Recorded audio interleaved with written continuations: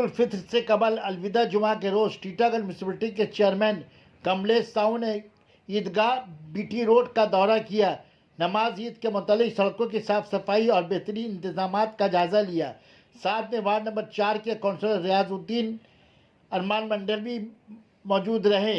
कहा, मगरबी बंगाल में हर मज़हब के लोग जिस तरह मुख्तलिफ त्यौहार में मेल मिलाप से मनाते आ रहे हैं, ईद का त्यौहार भी हिंदू मुस्लिम मिलकर हंसी खुशी और मेल मिलाप से मनाएंगे और एक दूसरे को ईद की मुबारकबादी देंगे। एमएलए बैरकपुर राज चक्रवर्ती भी ईद नमाज के दौरान ईदगाह पर मौजूद रहेंगे।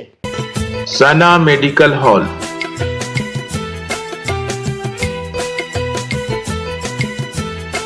%10 discount on every medicine.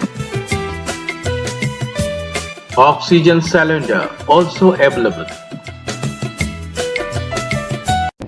अच्छा कमलेश जी, 2 साल के बाद बीटी रोड में ईद का नमाज हो रहा है, क्या मैसेज देना चाहेंगे आप?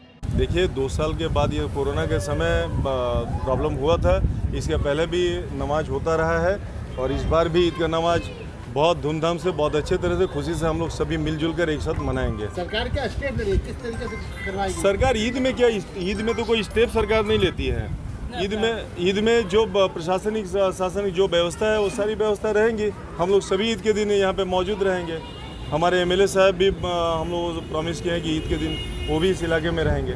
हिंदू मुस्लिम को क्या वार्ता देना चाहेंगे? एकदम टीटागढ़ तो जैसा आप देख रहे हैं कि इसी महीने में पवित्र रमजान था, रामनवमी था, तो हम लोग सब मिलजुल कर एक साथ टीटागढ़ में ईद भी मनाएंगे, रामनवमी भी मनाएं। हाँ, आने वाले जितने भी पर्व त्यौहार हैं हम लोग सभी एक साथ मिलकर मनाएंगे। তো সাফ সাফাই যেটা হবে সেটা ব্যবস্থা করেছি আমরা, কিছু তিরপাল জোগাড় করে দিয়েছি, যা যা দরকার আমরা সবই ব্যবস্থা করেছি পৌরসভা থেকে। প্রতি বছর যেটা করা হয় সব আমরা করব।